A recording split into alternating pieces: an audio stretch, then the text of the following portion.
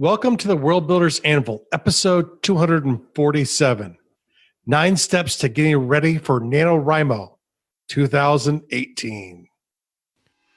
Don't know where to start building your fantasy world? Do you need more? Does it make sense? Forget any worries and become a crafter of imagination. This is the place where we will prime your mind. Now, it's time to heat up the forge. Break out the mithril ingots and hammer. Welcome to the World Builders Anvil. I'm Jeffrey W. Ingram. And I'm Michael Miller. Let's sup from the milk of Java and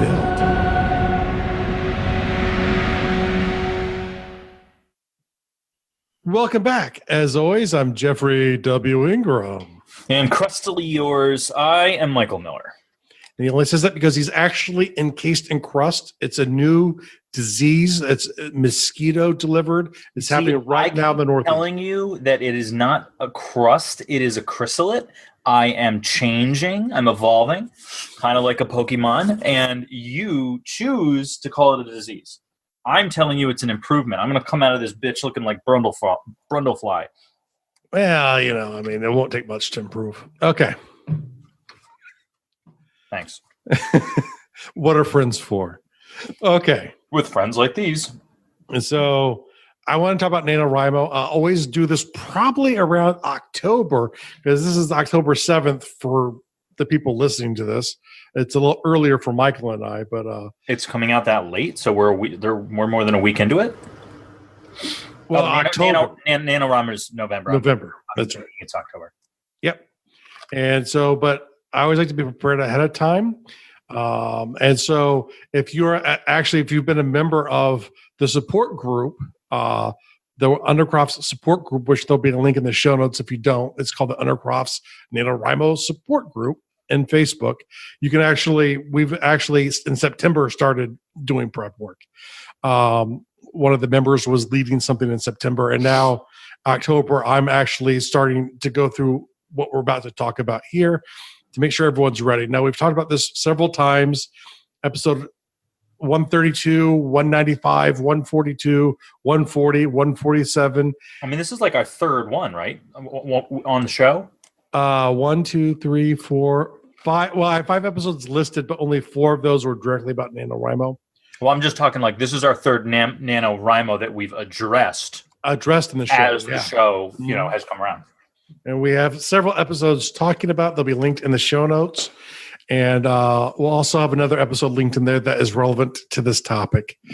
But the idea is I just kind of want to go over. I think it's a good thing to do annually.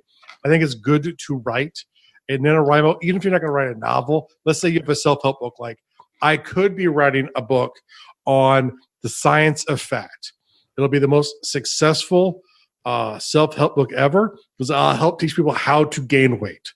And no, not really. But, in theory, we talk about as writing a novel, which I think is a good idea for your imagination, for you to think creatively, is to write something out creatively, whether or not you want to share it with people.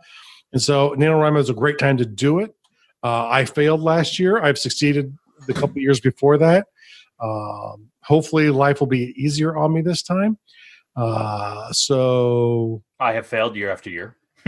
Michael has failed year after year. And one of the episodes listed is the episode where we talk about your failed the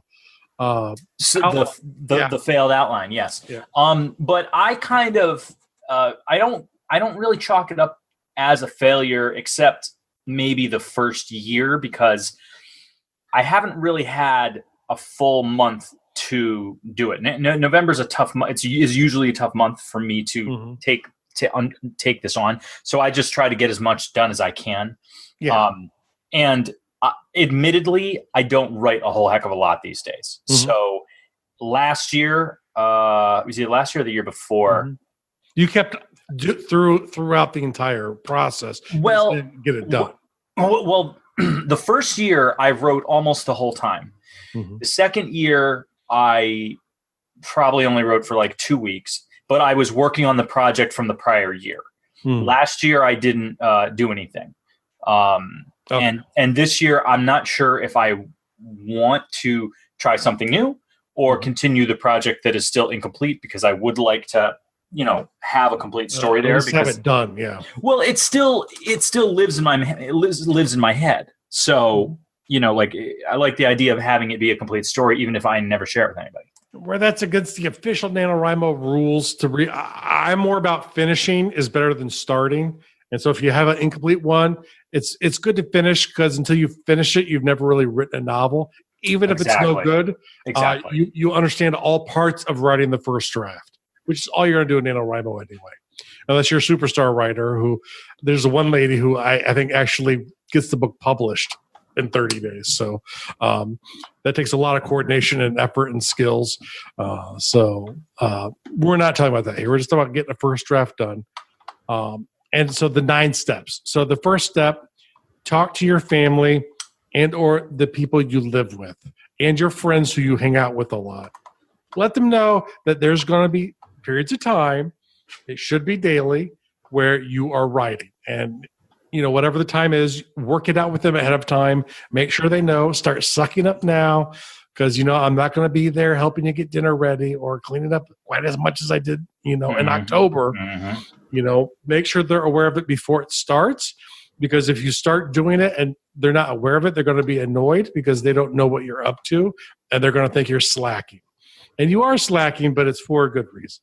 And we've talked about setting aside time and making grace with your loved ones. Be like, listen, this is what I need for X amount of time.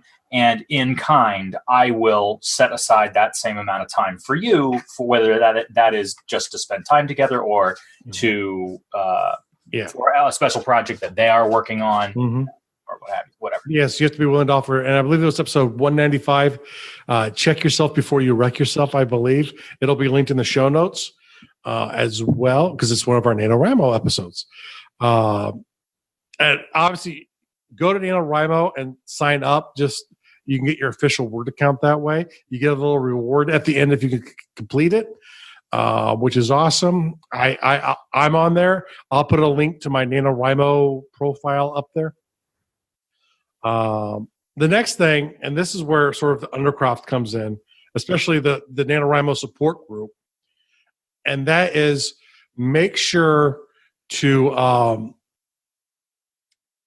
get an accountability group. People who you can either share stuff with or just go, hey, this is where I'm at, this is where I'm struggling with.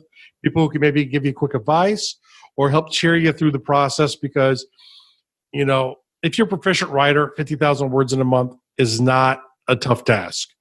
If it's your first time, it's going to be really tough. And it's really good, no matter what, to have people there who know what your goal is and are going to ask you if you're doing it. Now, if you're not already, we've already mentioned the group a couple of times, but I don't know, for anyone who's not familiar with it, and anyone that listens to the show on the regular is familiar with it at this point, but the Fantasy World Builders Undercroft is our closed Facebook group. So you can find accountability partners there, or at least I would hope you can. We've got most of our listeners and a lot of the people in that group are writers. I mean, we've got some artists in there too, but most everybody in there is writers, and a lot of them are going to be participating in NaNoWriMo. Yeah. So. And the support group itself, I will be putting a post every day asking people, I'll be like, this is where I'm at. Where are you at? Are you ahead of schedule or not? Because everyone isn't going to be the exact number of words you need a day, but they're going to try and acquire it over the week. So we won't necessarily know where your word count should be. Just, are you on track? And then once you have the accountability group in, and this is an important one to me, something I've become aware of recently, is create a trigger to begin writing. It's this idea of pairing the activity you're trying to do every day with something that you do every day. So let's say you get home from work, you eat dinner with the family, you sit there and go to the bathroom and you do a few things with the family or whatever. Like at 9 o'clock, you end up having like a tea or a coffee, whatever you like to do. That evening sip of whatever it happens to be. Something like that is a good activity to go, when I make this drink, I'm going to sit down and then write a drink it while I write, or whatever it is. Look to what you do in the afternoon when there's a potential for you to write and say, I'm going to pair that with writing.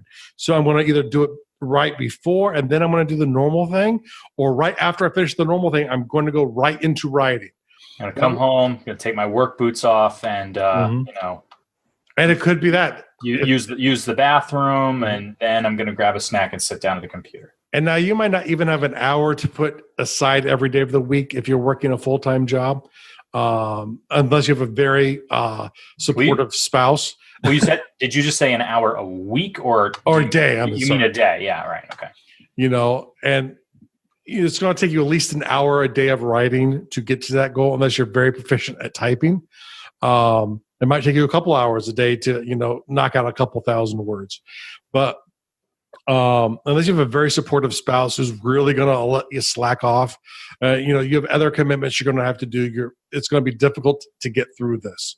So I would really suggest, trying to have at least 15 minutes every day that you write, even if you're not going to be able to go longer than that way. That way it just gets set in your brain that you do this one activity and then you write, or you write and you do this one activity every day. And sometimes you'll have more time. And so you write to fill out the time, and there you go. Because the thing is, once you create the trigger in your brain, it starts to become automatic. And 30 days probably isn't enough to really build out a habit. From the research I've done, it's usually 60 to 90 days if you want to make it a habit in your life. But when you pair it with another activity that is already a habit, you're sort of working off of something that already exists there in your life. And it makes it easier to know when you're supposed to be writing. Now, the next thing you want to look into is you want to figure out what you're going to write. And this might sound crazy, but some people have no real idea of what they're going to write. Let's say I'm going to write a fantasy novel. Listen to the outline episode for a good example. Well, that's the next point. This is more the mission statement one, which I guess I should have linked there too, right? You want to have an idea of what you're trying to achieve in the writing. Are you trying to write like a middle-aged fantasy book, a young adult fantasy book, a grimdark fantasy book, a historical fiction fantasy book? What's the goal, of the writing exercise? How many words do you think is going to be for the complete project? If it's not middle age, it's probably going to be longer than 50,000 words. It's probably going to be 75 or 80,000 words, up to maybe 100,000 words, depending on the genre of fiction. Have some idea of what your goal really is going to be to finish the novel in a month, and sit there and go, okay, this is what I'm trying to achieve. This is what I'm trying to write. It's for me this year, I'm trying to write, and this is going to sound kind of goofy, a mystery fantasy novel. And it's kind of the idea is I want it's for middle age, and it's going to be essentially kind of like my version of the Hardy Boys. When you say middle age, what do you mean? Is that your target audience? Like school. Or? Yeah, the audience for the book. So not young adult, but before young adult. So middle school age kids. Okay, you're saying middle age though, not middle school age. Middle age. I'm 30, sorry, 35. That's why I'm confused. Yeah. I'm 50. I hate my job. This is for middle-aged men. Mysteries for middle-aged men. Middle-aged school kids. So right. That's why. You lost me when you were middle-aged, but middle school. I'm like, what? Yeah. Which is why it's probably odd to say middle-aged. Right before young adult. Yeah, right. I'm not sure you understand what you're saying, sir. I think you're going in the other direction. But so the idea is I want to create a mystery book. I've never written a mystery story before. I've told mystery stories, but so it's I've done some thinking on, what kind of elements do I need that I don't normally put in a story? I have mystery elements isn't really the same as a novel. You need clues. You need a character or characters acting as a detective. So it starts to fill out a cast that way. You need suspects. You can't just have one. It's a really lousy mystery. depending on how you write it, like Columbo, I guess would only have one suspect, but the mystery wasn't on who did the crime; it was on how he caught them. Well, or how, because sometimes it was like, well, they're the only suspect, but there's no way they could have done it. So like his bit is, he figures out how they did it. Yeah, and the mystery is, how does he get them? It's not what they did, which a normal mystery is. But my idea is, I kind of wanted to create like this middle school aged fantasy fiction with my wizard Eric, which is whom my son got. My wife forced me to change the name of this character because she loves the character so much, to be spelled like our son Eric's name. But he's actually, Eric has gone back decades in my world, and but it's going to be about him and solving mysteries. And so, in theory, if I really like doing it, I could write a serial of books of Eric the Mage and the mystery of blah blah blah. So it's going to be kind of a formulaic style written book, serial style written book, but completely encompass story in each book. But I'm only going to write one. I might not even like it, but I'll find out, right?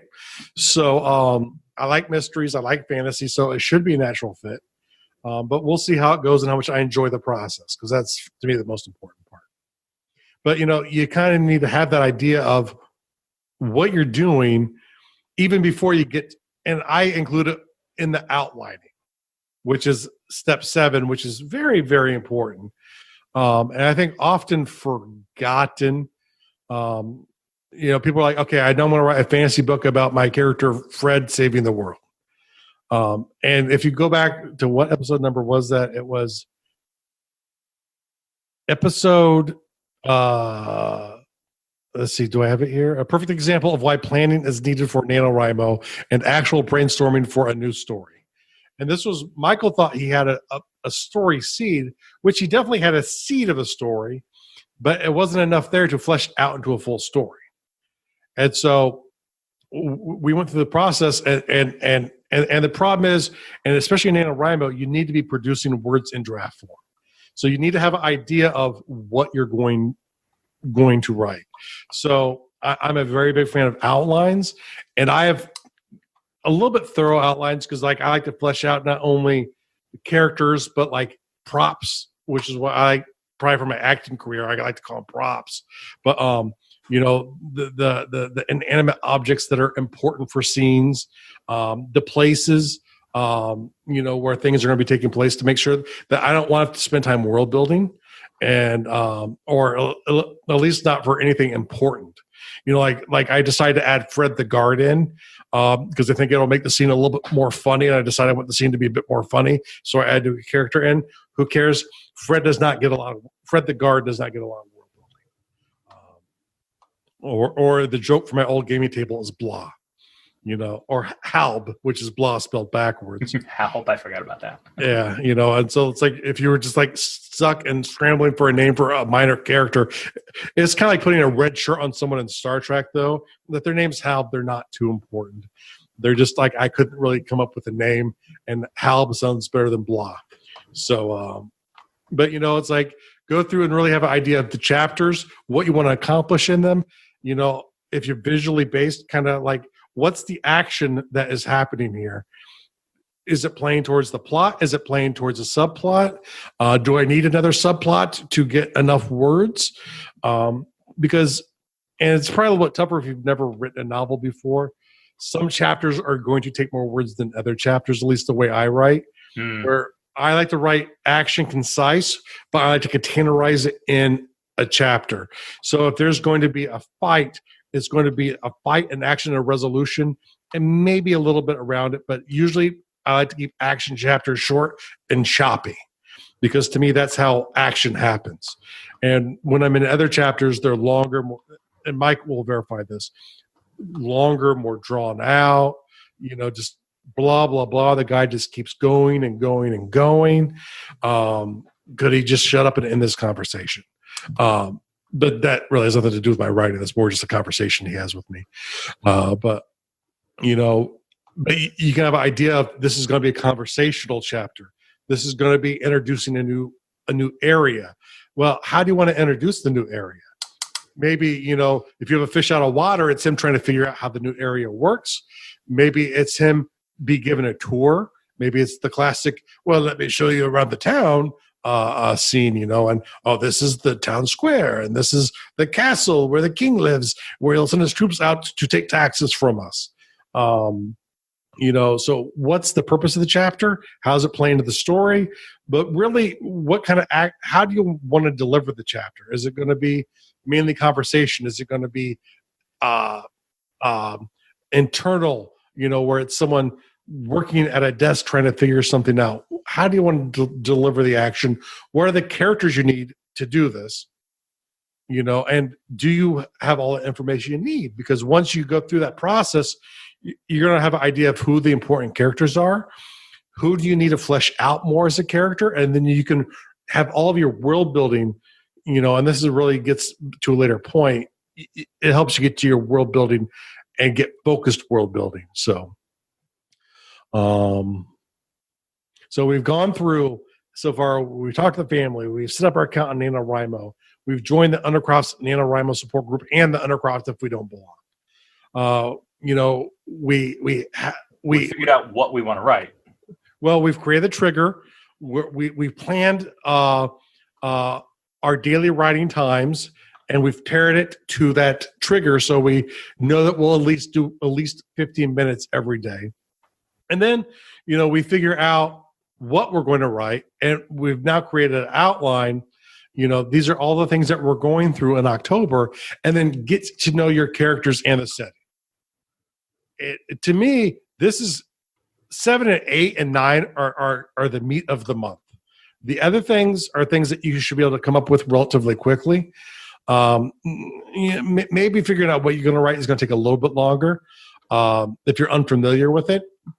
But get to know, your characters and setting before you start writing. We just did an episode on this as well too, I think, or I was talking about it recently. My life, I had a concussion I'm just getting over, so my memory is. How are you?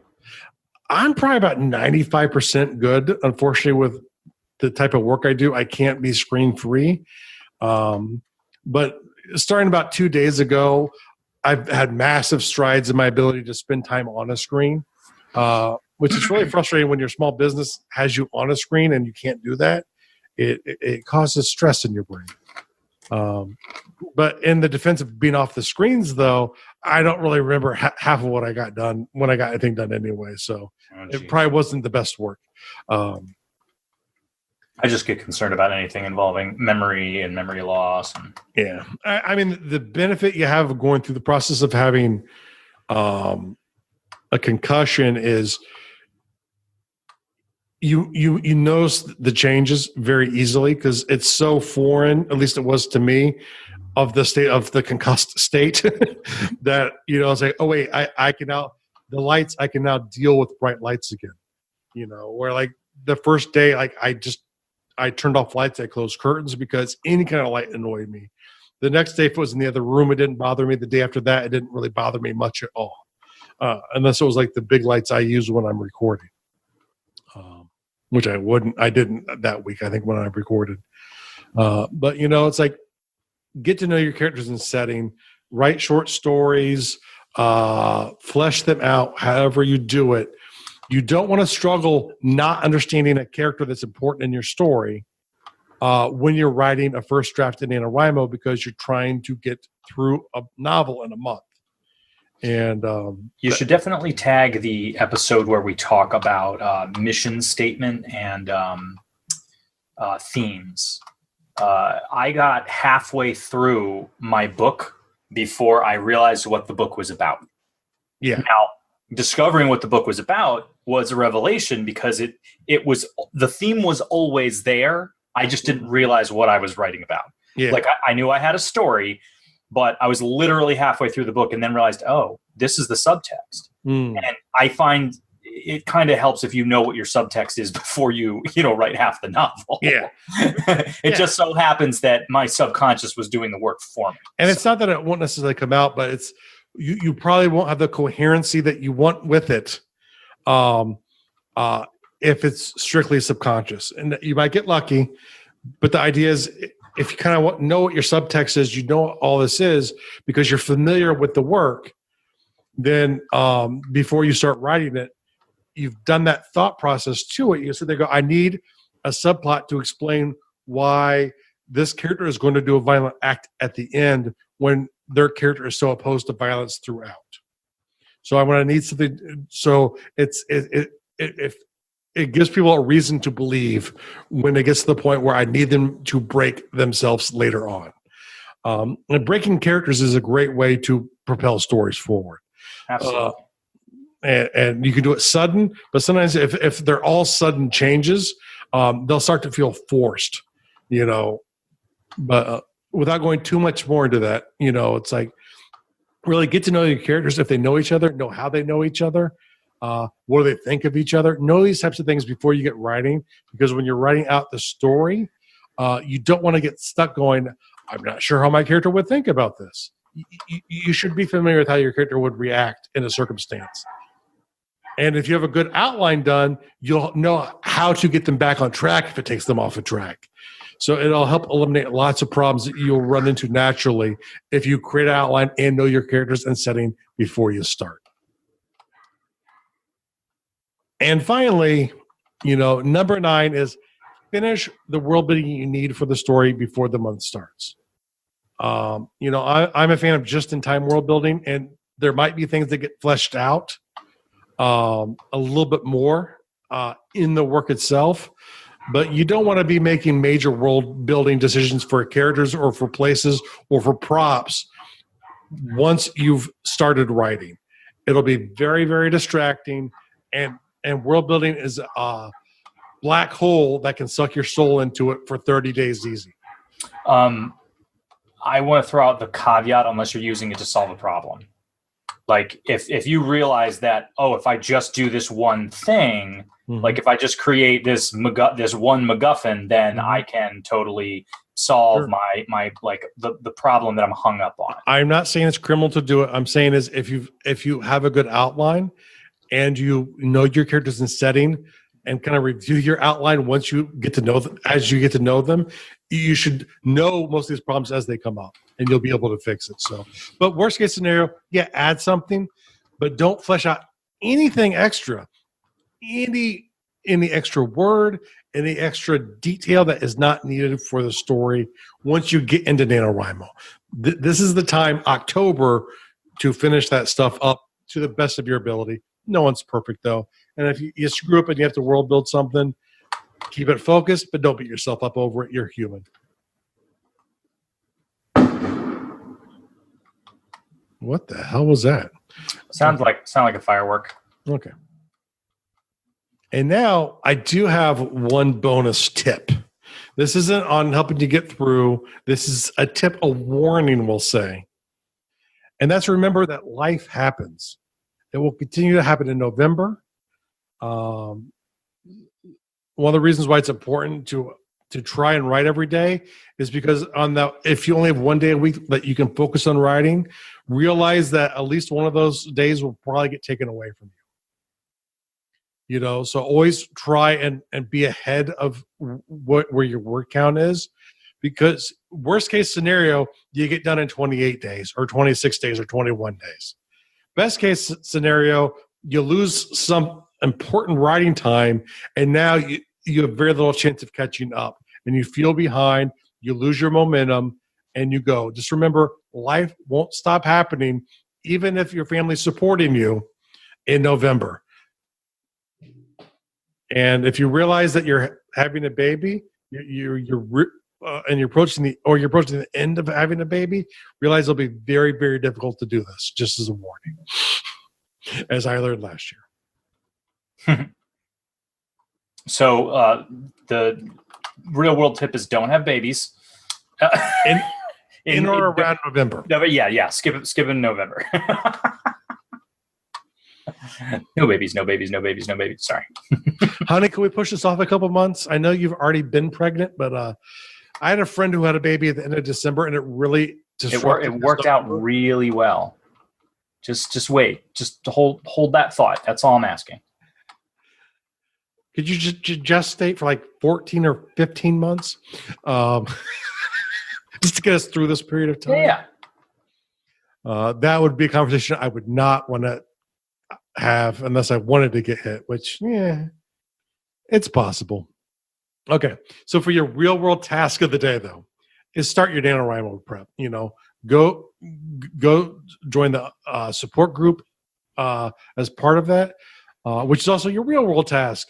Go join the Undercroft. Go join the support group. Whether or not you're writing novels, you need some like-minded people sometimes to shoot ideas off of, or more importantly, get inspiration. So those are two great groups. One's focused for NaNoWriMo. The other one is focused for just world building in general. But go ahead and join them. You have a good geek community there who all loves and supports world builders, and some really amazing people there as well. Plus Michael and me. Yeah, we don't really count. No. Thank you so much for listening to the World Builders Anvil. We would love it if you would share the World Builders Anvil with 2 of your friends. And so would they. If they are unfamiliar with podcasts, then you get to introduce them to the wonderful world of podcasting. Take them to Stitcher or iTunes, or best of all, just send them to our website, www.gardul.com. That's GARDUL.com.